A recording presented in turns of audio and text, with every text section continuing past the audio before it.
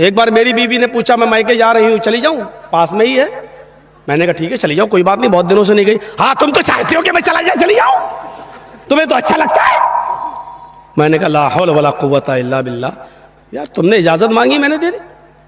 1-2 महीने के बाद फिर कहने लगी कि मैं चली जाऊँ, थोड़ी अम्मी की तबीयत खराब है। मैंने कहा नहीं अभी तुम्हें जाने की कोई जरूरत नहीं है, 2-4 दिन रुको, हम दोनों चलेंगे वो देखने के लिए। लो तो मैं तो आपके घर में क्या नौकर कैद होके रहूं हैं? मैं जब भी जाना चाहूं तो आप भेजेंगे नहीं?